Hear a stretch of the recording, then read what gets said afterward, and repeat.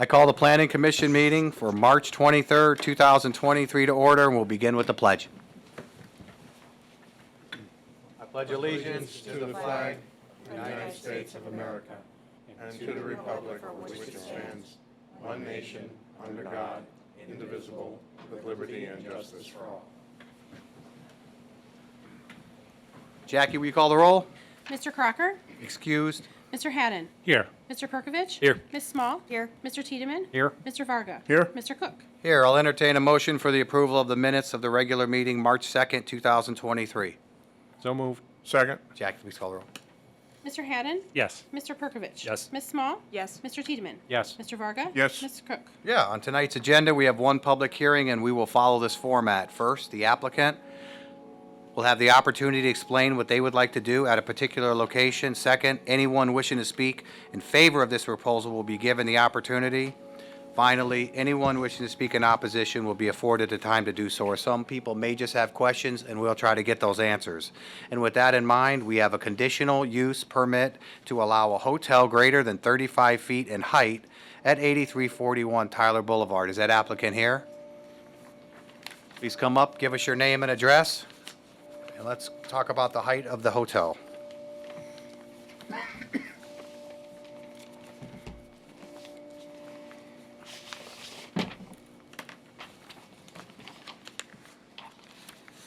Good evening. My name is David Novak from Barrington Consulting Group. My address is 9114 Tyler Boulevard, Mentor, Ohio. We're here before you this evening to, my client wants to build a four-story hotel at 8341 Tyler Boulevard. The property has an easement that comes off of Tyler Boulevard. The property, for the most part, is adjacent to the new Giant Eagle. And the picture that you're looking here is actually from in front of the Giant Eagle, looking west towards the property. Again, it's a four-story hotel, 120 rooms. We are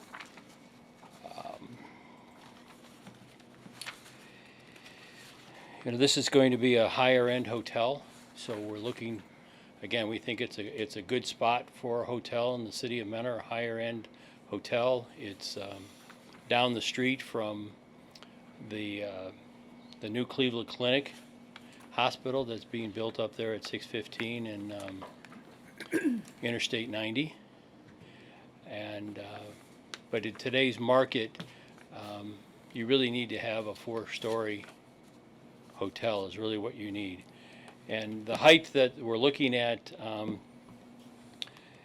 we had asked in our cover letter, the current zoning allows for, I believe, a 35-foot height. In the staff report's review of our documents that we submitted, there seemed to be a little bit of discrepancy if it's 45 feet 2 inches or 46 feet 10. And I could give some of this document, but up there on the screen, right there where the cursor is, that's the top of the ridge. Okay, and the top of the ridge is at 4610 above the existing ground. The top of the parapet wall, which I think is what the staff or the administration must have been looking at, is 45 foot 2 inches above the ground. So assuming we're going to the top ridge, the variance or the request is for 46 feet 10 inches versus the 45 foot 2, but maybe Kathy or Larry or somebody could clarify to make sure if we're measuring to the parapet or to the ridge. And I'm really here to answer any questions regarding the height of the hotel, or if you have other questions regarding the hotel, or is that I'm here to provide any answers that. Okay. Let's get through this. Is there anybody here wishing to speak in favor of this proposal? Anybody wishing to speak against this proposal? This public hearing is closed. Kathy? Anything from the administration? Honestly, we just didn't read all of the notations that were on the elevations, so I would agree that the 4610 is the highest point, which is what we would be, the CUP would be for, rather than the 45.2. So we're in agreement with that. That was one of the recommended conditions to be clarified under item 3 of the CUP conditions. Also, because of the excess height beyond 35 feet, the fire department requested, which is item number 2, that the attic space be constructed with non-combustible materials and a complete fire lane be around the building. So those are the two primary requests by the fire department, which are noted in the recommended conditions. Thanks. Anything from the commission members? Kathy, didn't I see in correspondence that the fire department also wanted a second point of egress to the site relative to being able to get into They do, the fire lane? yes. So that's another condition that would, If you choose to put it under the CUP, well, it's an access issue and pertaining to the safety of the building, so.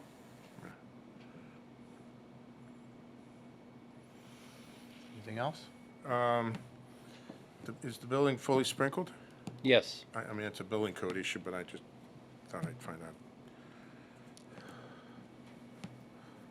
That's- Thank you. Is there anything else? Mr. Novak? I guess, since Mr. Varga brought up the issue about the 2 access points, is that something that we want to discuss now, or do we want to wait till we get to the site plan review? Well, I kind of think one washes the other because there's a safety issue with, part of the safety issue is the height, right? In the letter was a remark regarding a ladder truck and a few things. And I guess for one thing, do you have any issues with the proposed conditions Well, of the height, which would be these 4? in regard to the height, which is, let me just make sure that,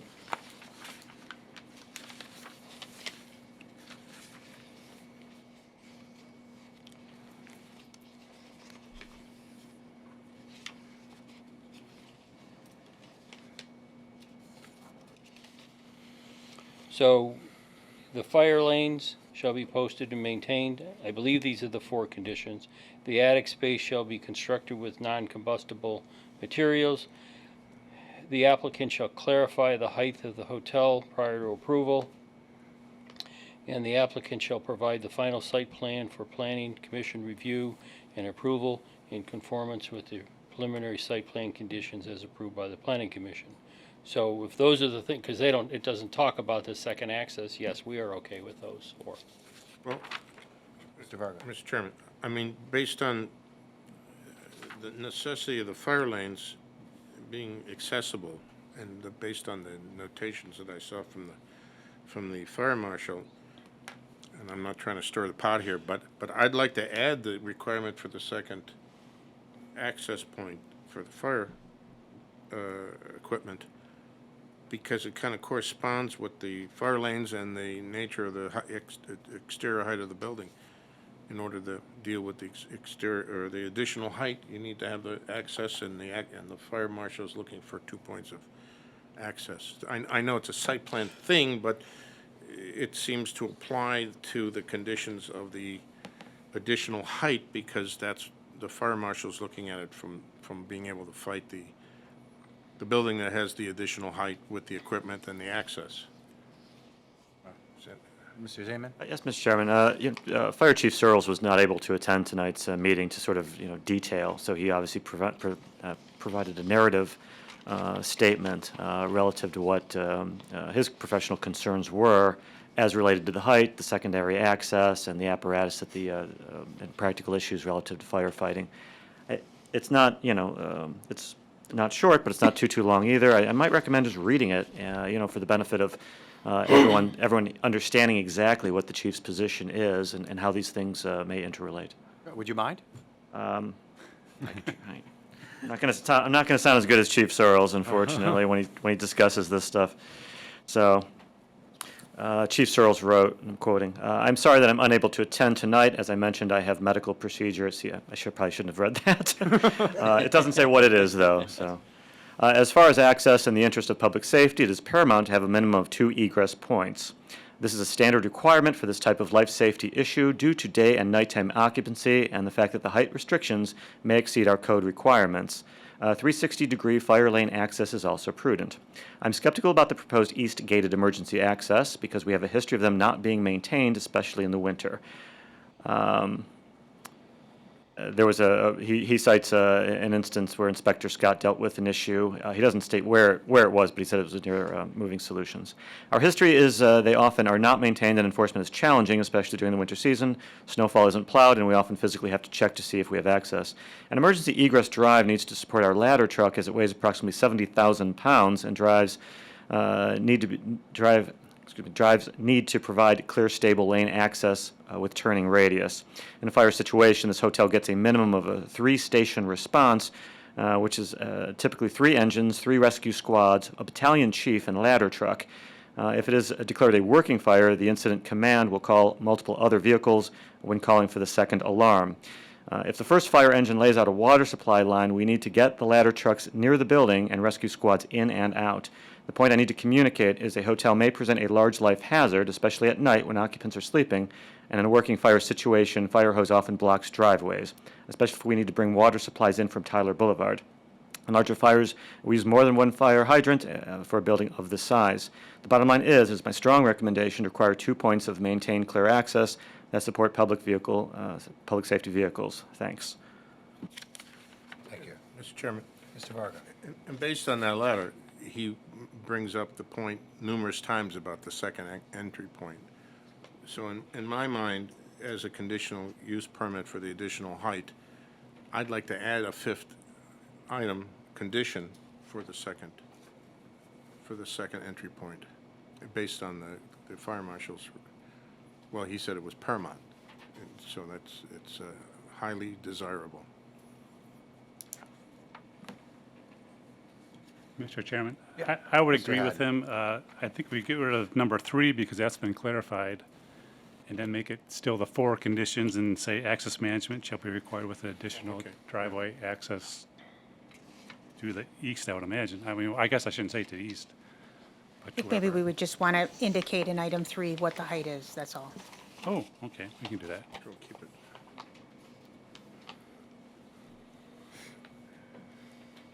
Do you have anything else? No, I don't think so. No, just- So we're just voting on the height. You got that? And the conditions. And With that, I'll entertain a motion. Okay. Go ahead, Mr.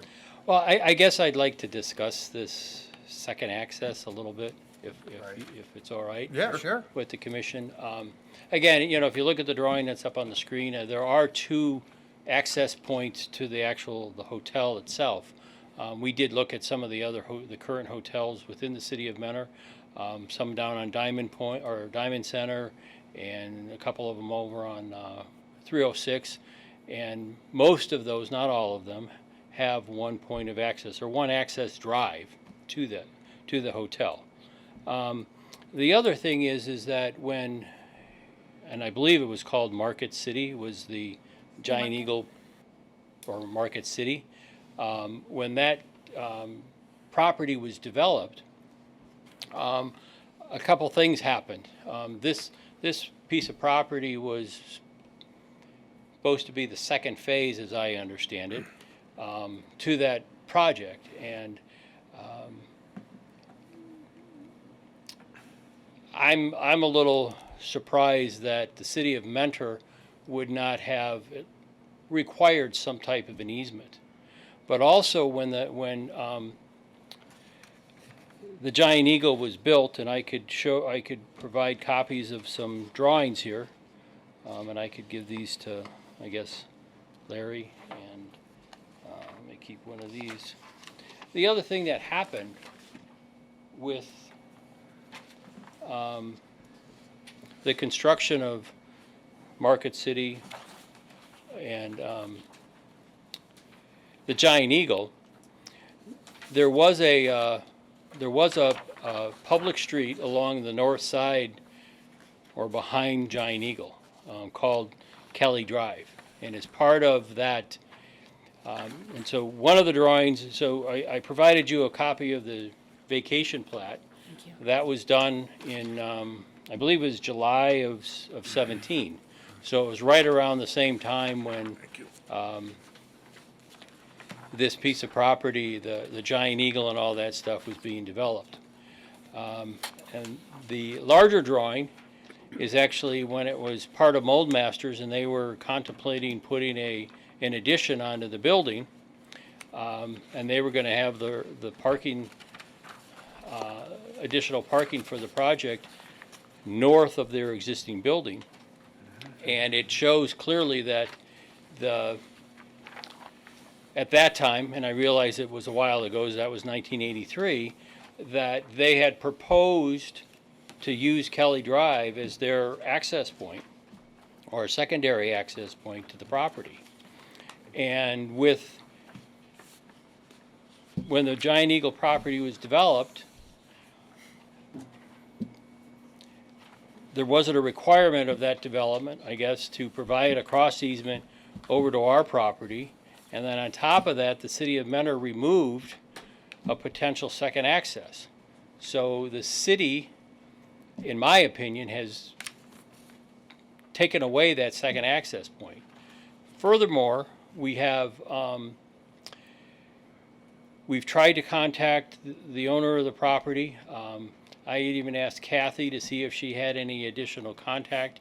She provided me with an email for Roger. I can't remember the gentleman's last name, because we had also been talking to Sarah from the Patriot Company, and we reached out to Roger. His immediate response was to talk to Sarah. We've sent her multiple emails. Our first email was 7-8 weeks ago, and she responded back and said, send me what information and I'll get back to you. Well, in the last 7 weeks, we haven't heard from her. So again, the city has kind of handcuffed this piece of property or landlocked it or removed that second access. And again, we're not opposed to we're willing to, as we've told the Giant Eagle people, we'll build that from the edge of our property line to the driveway on Giant Eagle is about 37 feet. So we're more than willing to put a driveway in, pay to have the, whatever cost Giant Eagle or Patriot would incur as far as, attorney fees and so forth. But Patriot really doesn't need to talk to us, okay? And depending on, if you put that condition on the, the building height, I would truly really ask the city to reach out to these people. Because again, I think the city of Mentor would be proud with this proposed hotel that we're going to put on this piece of property. And I think it would really be a good part of that whole development by bringing in this high-end hotel, especially when you have, like I said, when you have the hospital down the street, you have the University Hospital right there on, was it Station Street? So again, we've been trying so hard to get this second access point. We'd love to have it because I think it does help, but I think by some of the actions that have happened here within the city of Mentor, by not requiring that cross easement and taking away our second access point, we're handcuffed. We can't. And the only other point I would make is again, this property I believe at one time was zoned M2. Our western property line is zone M2, and the allowable building height in that district is 50 feet. So we're very close to that line, and I understand that this is a 4-story hotel. It's 120 rooms.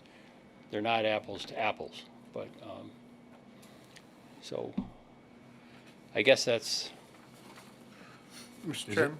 Yes, Mr. Chairman.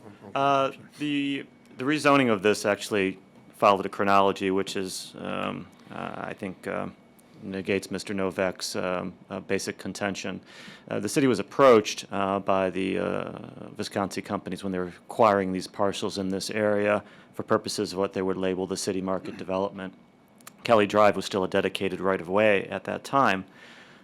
It was Visconti who sought the vacation, ultimately, of Kelly Drive in order to facilitate this entire redevelopment area, as the Commission's aware.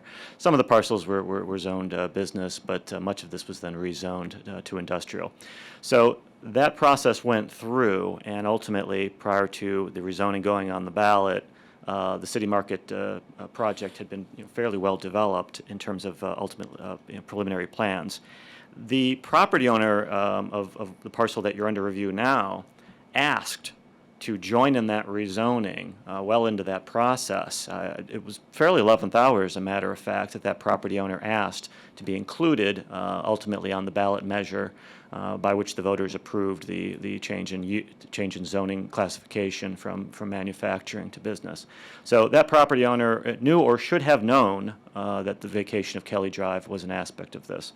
The record would reflect as well, and we're happy to go through those and pull those for the benefit of the Commission, that this property owner never objected to the vacation of Kelly Drive. So it's way, way late in the day for them to cry foul at that. Furthermore, the property owner would have known and been on notice relative to the height restrictions that flew from going from the manufacturing use to the business use. It was 35 feet high then. It's 35 feet high now. So there has not been any code change in that respect, where the property owner could say, well, look, I had an expectation when the rezoning occurred that I could build at 40-some feet as of right. That never happened. So all of these things that are being complained of are not, I'm not going to say they're self-created, but they were certainly well known prior to this application being made. And the reality is, this is just a real estate transaction. The property owner is selling it to a developer. There's nothing out of the ordinary about that. But it's the developer's specific use, which was never discussed at the time of this rezoning, which is creating this specific need for the height conditional use permit change. So again, it may be that the Commission wants to table this to hear perhaps directly from Chief Searles, because I think, and I don't want to, I'm not a fireman, I'm not that brave, but I think perhaps understanding, one, how accessing this specific site with the apparatus that he's described in his narrative summary may be critical if in fact that height is increased, where you've got a habitable floor of persons up on that 4th floor, a more direct access from 615 to the site than may occur from Tyler. And I think also we could probably get the Commission some additional information, because Mr. Novak said that there's only one point of ingress and egress to the other hotels. Don't believe that the administration would concur with that statement. In fact, I believe the administration, would indicate that there are multiple curb cuts and multiple means from adjacent parcels to access all of those hotels. Because I'll let Ms. just speak for herself in that regard as well. But I think that's an important point as well, that this does seem like an atypical situation if permitted. Thank you, sir. Thank you. Mr. Varga. Mr. Chairman, based on this conundrum of second entrance, the requests from the fire marshal, and some of the clarification of the history of this, I think we should table this, also based on the recommendation of council, till we can get some of these things resolved. But in my personal opinion, that second access would be a requirement. I mean, I can't speak for everyone else, but I would make it a requirement. So that being the case, I would suggest we table it. Thank you. Is there a second? Second. Jackie, please call the roll. Mr. Haddon? Yes. Mr. Perkovich? Yes. Ms. Small? Yes. Mr. Tiedemann? Yes. Mr. Varga? Yes. Mr. Cook? Yes. And that'll give you, give you some more time to, I guess the only thing that I would ask is that, again, like I mentioned earlier, that I think the city, again, possibly reaching out to the Giant Eagle people, or the Patriot, I believe, is the people that actually own the property, they're out in California, to help us, because again, we're not opposed to that second access, it's just over the last 7-8 weeks, we haven't gotten anywhere. And again, I don't know if that's something that, the planning and zoning department can do, or if that's the law department or the city manager. I just think it would be helpful if somebody from the administration or the city of Mentor could reach out to some of these people. And because again, what the fire chief is saying, it's a safety issue. So again, I think if it was discussed with Giant Eagle or those owners and said, hey, you need to be a good neighbor, and this is a safety issue, it wouldn't hurt Giant Eagle to have another access point onto their property if their facility had a fire. So, again, I don't know how that happens, or if that's something that the planning commission can request, or what. Kathy? Anything? We can certainly reach out to the contact that we have for Giant Eagle. I mean, I have the contact that I gave Mr. Novak and the applicant. Can make the attempt. Thank you. We have a building addition site alteration at 7852 Mentor Avenue. That's going to remain on the table. We'll go right into new business, a preliminary site plan of a hotel, 8341 Tyler Boulevard. Do you want to talk any more about the site plan? A lot of times we give a little architectural opinion at this point when we do this, because we know then you're coming back for the architectural review. Do you want us Sure, to we can have a little light discussion? some discussion about it. Right. I think we're pretty much, I didn't see anything in the comments or the stipulations that scare us away other than this other access point. But sure, we could surely talk about the style or the brick, no brick, whatever the commission wants to discuss. Okay. Mr. Chairman? So Hold on real quick. Kathy, anything from the administration on the site plan? Well, we provided the applicant with a copy of the design guidelines that were approved when City Market was approved. Again, we're just looking for compatibility.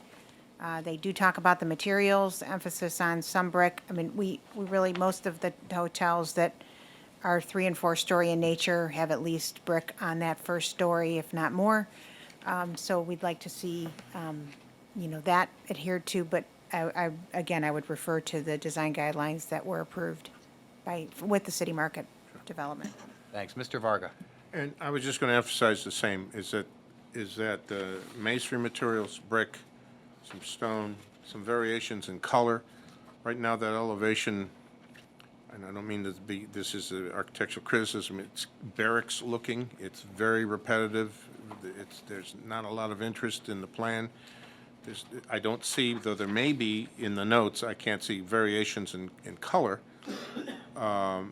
But I think we'd be looking for something a little more, maybe, I hesitate to use the word contemporary, because that means a lot of things to a lot of people.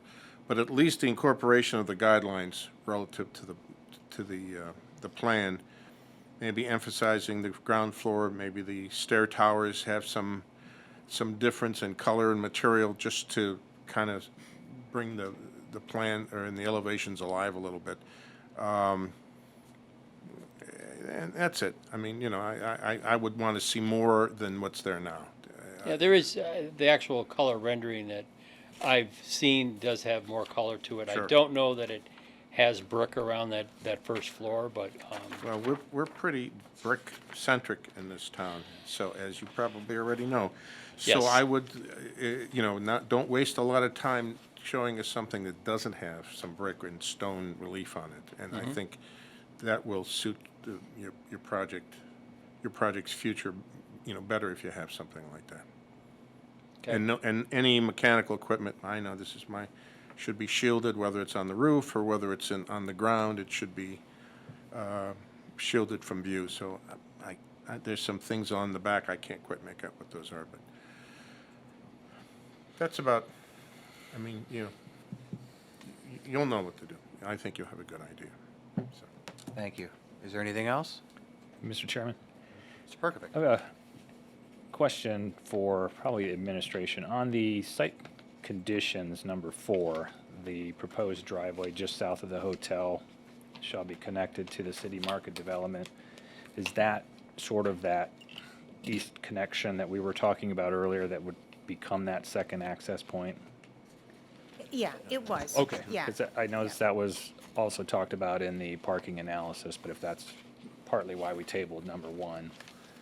And also, as we kind of discussed internally, I think anytime you go to a hotel, it's nice to be able to have some sort of connectivity from a Right. pedestrian standpoint to the adjoining uses, particularly if they, are restaurants and stores and so forth that, rather than, taking your life in your hands to walk over there or having to get in your car, it would be nice to have that access. Okay, thank you for the clarification.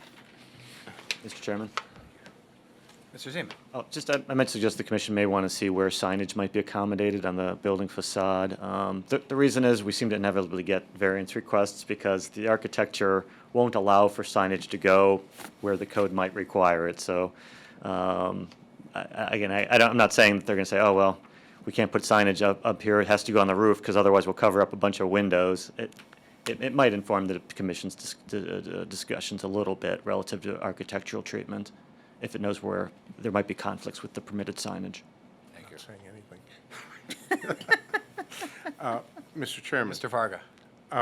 Could you speak maybe as to what kind of units these are? What kind of hotel this is, or motel? Oh, there, okay. I had heard, and I don't know where I heard this, that this was going to be a long stay facility or not? Maybe I heard wrong, and that's why In the I'm cover asking this letter. question. What's yes, that? it's called an extended stay. Don't those usually have kitchenettes in them, the extended stay hotels? I'm going to have to defer to a couple of the people from Ava Group if you want those questions answered, because Okay, It's in the plans. There's kitchenettes in there. there are Yeah, kitchenettes in in the every plans? unit. Okay, I didn't see this plan. So if there are, then that's fine.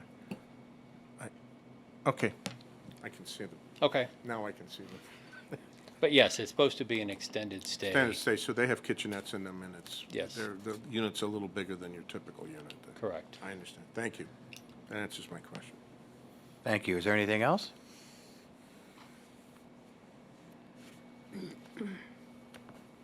Oh, being that we didn't get through the first part, I think we should table this too. Second? Jackie, please call the roll. Mr. Haddon? Yes. Mr. Perkovich? Yes. Ms. Small? Yes. Mr. Tiedemann? Yes. Mr. Varga? Yes. Mr. Cook? Yes.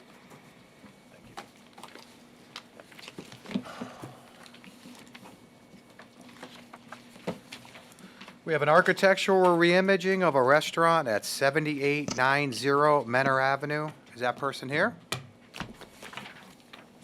Please come up, give us your name and address. Tell us a little bit about what you want to do. My name is Paul Waltz. I'm with LMP Architecture. We're at 2138 North Cleveland Maslin Road, Akron. We work all over the country and in Canada as well. We do a lot of restaurant work, and we do a lot of work for Another Broken Egg Cafe. They're based in Orlando. They have a franchisee up here in Ohio. Has several existing locations, and he is looking to buy this building in parcel and convert the existing Max and Irma's to Another Broken Egg Cafe. So It's a breakfast day part restaurant, usually open from 7 a.m. to 2 p.m. So, as you can see there, it's an existing brick building. Right now it is the green and gold and red, which is the Max and Irma's brand colors. And they basically, we have everything pretty much is happening on the interior of the building. Everything exterior is cosmetic. There's no life safety issues in particular to the site. The parking will remain the same. The building will remain the same. There's no area increase. There's no occupant load increase either. So, brand colors are pretty much a black, a dark green, kind of a khaki green, and then a cream color, which is like glacier white, and then the identifying colors that the aqua colored awning. So we'll reskin the existing awnings with that brand color, and then the buildings will be that light color similar to the Barnes & Noble and the Dick's Sporting Goods and the other buildings that are in the nearby vicinity of this project. And that's it. Thank you. Kathy, anything from the administration? Mr. Chairman, we have 6 conditions recommended for your consideration, namely that I think we would rather see a staining of the brick rather than a painting of the brick. Also, in viewing some of the other cafes that this particular restaurant already has open, we saw a lot of black awnings. We actually like that. Thought that would be a better complement than the aqua colored awning. So that was item 2 as a recommendation to you. And then just the standard, the light fixtures just need to meet our code lighting requirements. There's an existing ground-mounted spotlight that's out of compliance and that needs to be removed. And then just some restriping of the parking lot from a maintenance standpoint that would need to be submitted as well. The signage would be a separate package, and we just wanted to remind the applicant that. Yeah, and they may already be working with the city, or no? Have they reached out to you? I'm not sure. Okay. Not me personally, but I'm not sure. Okay. Yes, that will be a separate submittal by the sign company, and they're the ones that located the signage on the building. We did the building elevations. We actually used to work with Max and Irma's as well before they got bought out. But the sign company, provided the elevation, the location of the rooster and the text, and they will make a separate submittal. We take no exception to the removing the ground light or restriping the parking lot, all the general maintenance things that need to occur. I would need to circle back with the owner, the franchisee, and the sign company about the awning color. I think that's the only thing. We take no exception to staining rather than painting. That's a non-issue. It'll still have the color. It just, like you said, it may be more durable. So no exception taken. Thank you. Anything from the commission members? I'm just concerned, how do we proceed with the number 2 item up in the air? It's your preference. It's your. Well, no, I mean, We they- can say we're okay with the black awnings, but then when the sign submittal comes by, could it be readdressed during the sign? Because it's really a sign item. No, it's an imaging item. I mean, unless there's signage on the awning itself. No, the awnings are just blank canvas. They were just trying to add some brand color. The awnings that were there before were red, which were the Max and Irma's color. Most restaurants try to get their brand color on the exterior of the building. And that's the only one that's, non-neutral like the other 3 colors. So, Mr. Varga? Yeah, I want to proceed, but I want to take that into consideration. Is there any other reaction on the commission here about the black versus the green? Can I see a picture of the black? Like you said that you saw other examples Yeah, with if the you could black. bear with us for a second. Fine. I just want to see what it looks like so I can form an opinion. Well, and I think what we also mentioned too was that they proposed to color the top of the trim of the roof line with a charcoal and then a black, and we like that complement better. And also the awning over the entrance, or there's a canopy over the entrance that's black.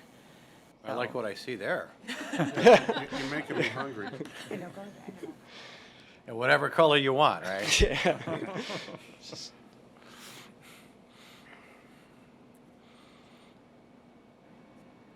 Did you hit image?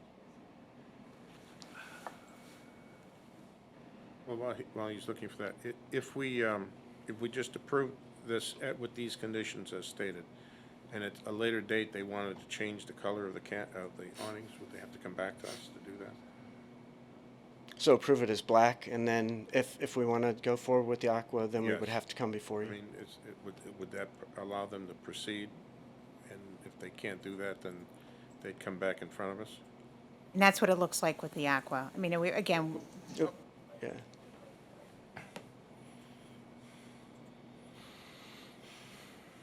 And there's black right beyond it. Yeah. I don't mind it either way. it's- Yeah, it's just a Aqua or recommendation, so black, you guys right. do however you feel appropriate. The aqua doesn't bother me. That's Okay. my opinion. I'm fine with it too, so, Yeah. yeah, me too. Okay, so either aqua or black if you so Okay. desire. I appreciate that. Yeah, with this franchisee, I know he would prefer the aqua, Okay. if possible. Well, then we'll dispense with condition number 2. There we go. Is there anything else? With that, I'll entertain a motion. Motion to approve with the 5 conditions? That's removing number 2. Second?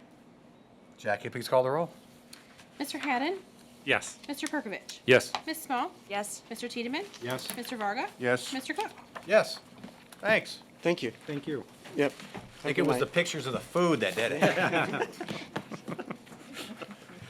Yes, yes. Miscellaneous review to amend the approved development plan at 7710 Pasture Way. I see that applicant is here. Again, please come up, give us your name and address. Again. How many times have you stood there on this It just keeps getting better every time, right? So I was sitting back there too. Never go grocery shopping when you're hungry, right? All that food is up here. So I promise, in the interest of everybody's hunger, to be brief. Jim, give us your name and address real quick. Jim O'Connor with Pulte Homes, 387 Medina Road. To my right is Josh Harley with Pulte Homes as well. So thank you for this opportunity to be back before you this evening. We wanted to go through just a couple of what we feel are qualitative enhancements to the development plan and things that have been refined as we've gone through the process. In looking at the staff report, I'm concerned that it gave an impression of that we were actually trying to cut costs or do something different, and actually all of the things that we are doing and proposing are actually qualitative enhancements. So if we could just start and go through, Larry, slide 2. Trying to get the full view, that's all. Oh, that little podium down on the right. Oh, on the right. Oh. Of the screen? Here? There you go, right there. Right. There we go. Voila. Okay. So we'll touch first on the green space layout. That was really the central hallmark of the RBG design and the most important element of the community to bring that together.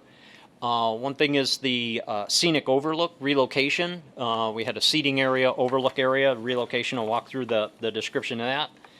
Western property line buffer and fencing, a possible change for that. And then the eastern property line fence with adjacent to Deepwoods Condominium Association. And then just kind of summarize everything.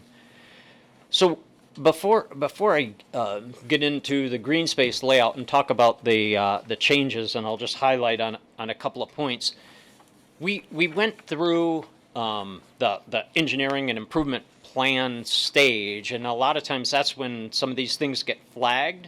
And so, for example, when the plans got submitted, there were several revisions to the grading plan, and the engineer kind of pushed the grading over a little bit and shortened up the path to keep the to keep the path a little bit shorter, but he wanted to maintain a certain level of grading the further south you go on the project, because it gets to be a pretty steep hill. So that's what we commenced development on, and that was the plans that we were moving forward with. And then as we were coordinating some of the other landscaping items, this came up and said, oh, maybe we better bring everything back to the Planning Commission and say, these are the changes, or these are the things that we've uncovered along the way. And so the first thing that we look at, in addition to the path, because of the grade, we are looking to relocate the community garden. We found after studying these that people wanted it to be closer to the car, and we have a water a spigot there, so they'll get out of the car, they'll have tools, they'll get closer to the garden. So we pulled that closer to the vehicular access and where the utilities are in the central pavilion as well. We created a cross-through pathway, and then what we tried to do is create a very open, nice event lawn. So that's where kids can play baseball, run around, open space for use and enjoyment. The garden was coming up and taking up the most valuable real estate, and so we figured we'd concentrate it into the active zones, and then that would be a big open kind of event lawn that we would be able to do things. There's a couple things. The first garden on the left, on the original plan that you see, it's oversized. We've deployed it in a couple other subdivisions, and we find a participation rate between 10 and 20% based on the total number of homes. So that was dramatically oversized. And then what happens for the unused ones, they get weed infested, look overgrown, and they look bad. We've proposed to, that's about 32 individual garden boxes and bays. One of the things, and then we wanted to add a fence around it to keep the deer out of it. That's another enhancement that we brought forward, and the staff has suggested that we do an 8-foot fence instead of the 6-foot fence, because we're trying to keep the deer out, and so that's the enhancement. Those are easy. We'll touch on the path. I think that'll be one of the most complicated things, and I apologize in advance, because normally I like to be able to have some additional drawings, but I have an additional idea about the path, but I'll explain that a little bit later. So garden, reshaping of the event lawn, the major functions in there, so we're repositioning that. The path as you see it was very long and went around, but the grade gets really steep. The initial development plan, it was about a 14% grade on the initial development plan. So what you see down is about 5% grade, so very, very safe, very stable. That secondary loop, we were proposing, it's really not where you want to go, especially if you have a stroller or something like that. So we'd recommended alternating the surface in that area and going to either a grass path or 3 or 4 crushed limestone in that path, and that would feel more like a trail if you wanted to go there. There's other options that we could do to potentially address that, where we could still keep the paved path along the south edge down there and then just have it be a teardrop or lollipop and then loop back. It's really that hill and the grade on the hill that is problematic for everybody over there and would represent a really steep incline, and most people wouldn't use it. So we wouldn't want to do that right there, and that's where you can see that. You can see the level of the grade there. So to kick that at maybe with 3 or 4 limestone path, you could be about a 10% grade, which would be very safe. That would be one of the things that we could propose, but we can revisit that, or I'm open to discussion on that path and finding the right solution, because when I got staff's comments, that gave me additional ideas that I could propose through a different sketch for that path. Then next would be on the as you recall, we were here so many times. One of and I'll never forget, Chairman Sidoti, one of his things was he suggested creating the overlook. Well, the overlook was on the western edge, and there was at location A, you see on the map right there. And so that's technically in somebody's backyard, right at the back of the backyard. It's a very steep grade. It's not really the best place. So we're suggesting to move it over to location B, which is the central convergence of the three paths. And also, while he was here, we were here in December in that meeting, and then he later passed away in January.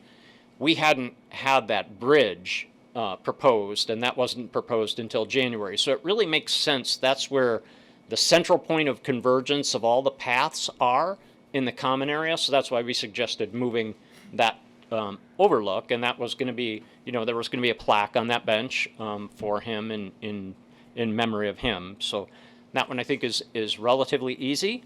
And then what we've been doing, if you see the site, we have gone with the solid white vinyl fence in most places on the east and west buffer, and then as we move to the back in the western buffer, that's what we're proposing to do there.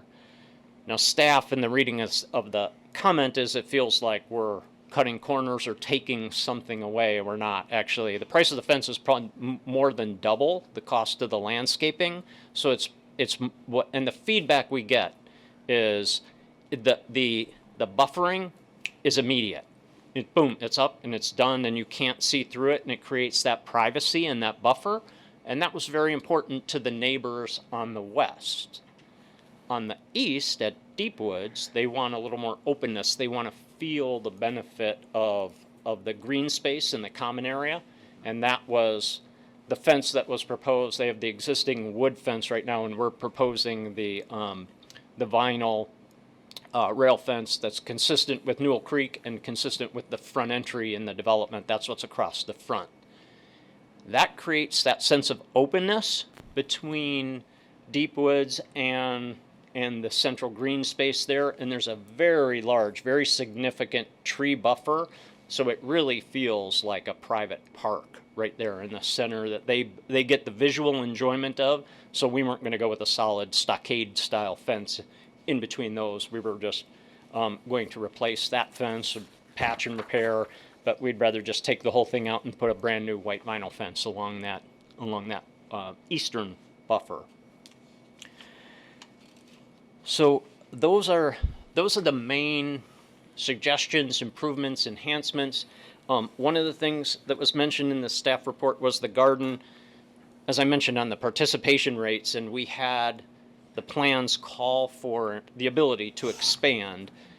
So what I would suggest we do, we'll go ahead and make that bigger right now. We'll make the fenced-in area and the surface area larger to accommodate the expansion, and then if you follow, you say, well, you have 1, 2, 3, 4 rows and then an open space. Say, well, we'll put 2 rows up top and 2 rows at the bottom, and we'll put the open space in the middle so that if you fill in the middle, and it looks more purposeful that way. So it allows us to have the expanded size in case of growth, and then the growth will be in the middle.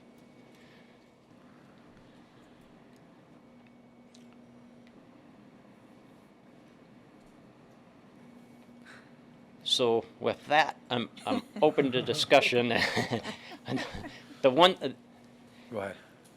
So, and I noticed that gentleman that was just here a little bit earlier. So there were some of the insane posse in the population. So he's a ultra trail runner. I saw 100K, 50K stickers on his. I just flew out to Arizona to run a race with 2,000 feet of vertical, and I paid good money to go do that. I think we're the slim majority. That hill will be very upsetting to people. Most people won't enjoy it and use it, and so that's why I'm suggesting the shorter loop like that. If you would like, we could still, and again, our lineal feet will be longer than the original development plan, but what I would suggest is where that number 15 is, we could do the bottom leg of that path as asphalt. That won't be the steep grade, and then when it gets to the end, it'll just have a teardrop or lollipop loop and then come back, rather than try to take people up that hill and then back down. That's the biggest concern that we have in terms of practical operation and practical usage. And so I think that would be that's why I said I didn't have time to have that sketched up prior to this meeting, but I think that would be a very practical solution. So, Thanks. Kathy, anything from the administration? I did have the opportunity to speak to Mr. O'Connor today, and we talked about item number 1, which was a recommendation to just basically install the path as originally proposed. I think the administration's thought was that the grading was in place at the time of the rezoning approval, and we were aware of what those obstacles were, and we just, that was still the path that was proposed, and we are just recommending that that path be installed as proposed and regrade the site as appropriate. Now, Mr. O'Connor's bringing up an alternative idea. I think that we would need to see that, but, I mean, there's two, I'm assuming it's a 15 to the south is what you're saying. Because right now, it's shortening the asphalt paving by over 600 feet, I believe, so that's a significant change from what was originally approved. And I think that was the concern. As you know, we've had a lot of discussions about these paths in many communities within the city. So whatever we can do to maintain what was expected or what was sold at the time of the development plan approval, that's what we were hoping for. The only other item was we recommended the 8-foot. There's two other items. I'm sorry. We recommended the 8-foot chain link as opposed to 6 feet. Just based on our own experience, we have a community garden at the Wildwood Cultural Center, and we have an 8-foot chain link fence there. The deer can get that high, so that's 6 feet. So we want to just make sure that there's no issues there. And lastly, with the fence, there was no concerns with the extension of the fence along the western property line or even the eastern property line.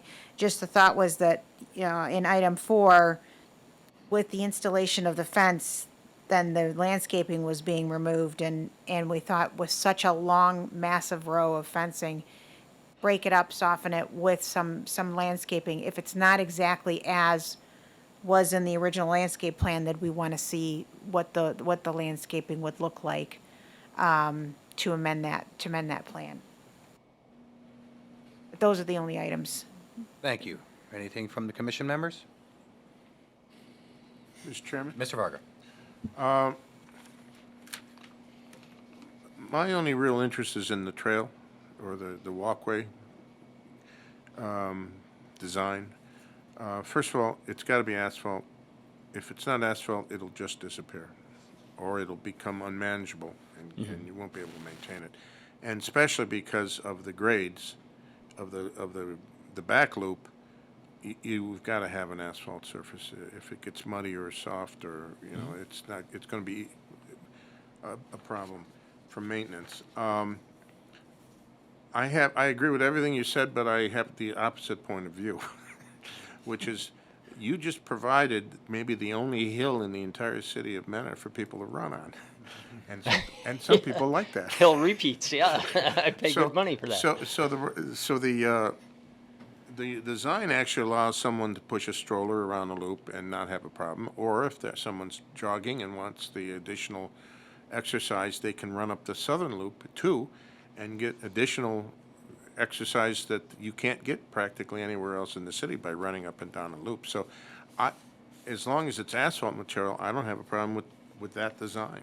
It gives people an alternative as to whether they want the soft loop or the tougher one to run. So you'd be okay with the shorter loop would be very, very level, but the upper loop, that's not for the faint of heart, No, right? and I think people would make their own decision as to what they want to do, and so that, I think that's good that there's an alternative, that if there, you can push a stroller around the lower loop, and if you're so inclined to be running laps, you can run up the hill and down the hill, and that's also, I think that's a good thing, so. The rest of the situations that you were talking about, I don't have any specific feeling one way or the other. I do, in fact, appreciate the move of that, the benches, because I think that is probably has developed a better location, and I really appreciate the fact that there'll be a plaque for Mr. Sidoti. Absolutely. I thank you for that. That's just my opinion. Thank you. Is there anything else? Mr. Chairman, I have a question for the Jim O'Connor. On number 2, the garden is talking about switching over to an 8-foot fence for deer related. I noticed in your photographs, your wood with the wire and all of your other amenities that you're showing are really sort of high-end commercial type structures and so forth. Do you have any issue with the chain link fence somewhat deviating from it almost seems like you're shooting for a little bit elevated design on all of your items?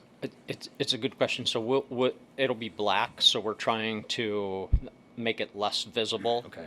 That's what we've found has been the most practical application. Okay, so you're okay with that? I'm sorry? You're okay with that? Mm-hmm. Okay. I just, from all your photographs and all your other amenities, they sort of look like you're trying to elevate the design, and the chain link, in my mind, is kind of going the opposite way, but the black does help, and if you're okay with that, that's fine. Mm-hmm. Yeah. Thanks. Can you put the original walking path up, Larry? The approved one? It was side by side on that first slide. There you go. Yeah.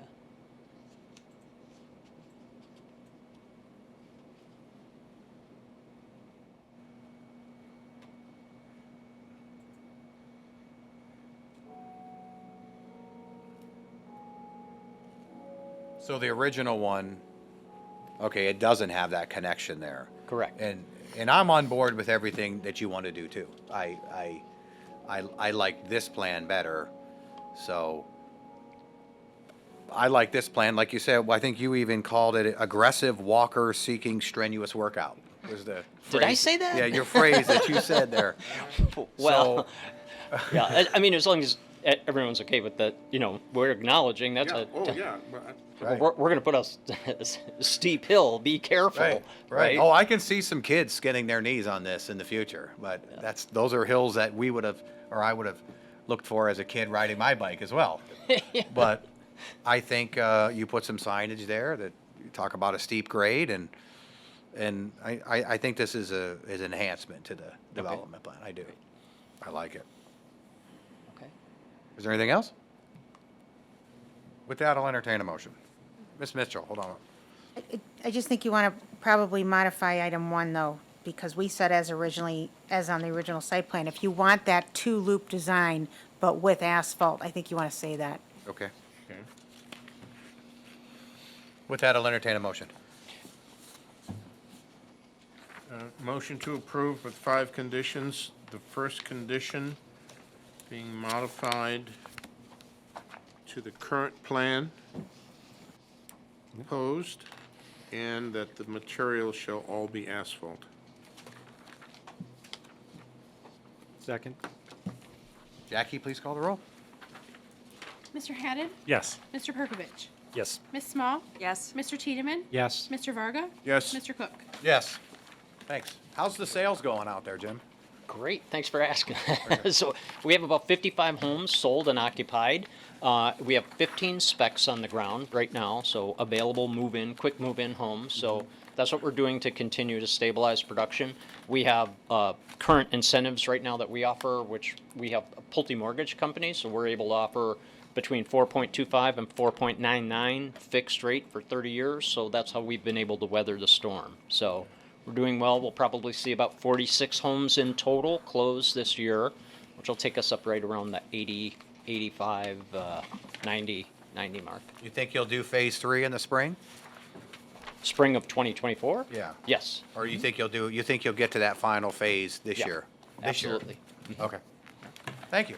All right. Hold on, Jim, since Joe's here, since this is a recommendation to council, can we get them to modify that plan so it shows that asphalt before we take it to council? I think that's, That'd probably be very, very helpful. I can revise the sketches accordingly to exactly what we talked about this evening. so there's no confusion. Mhm. All right, thanks. Perfect.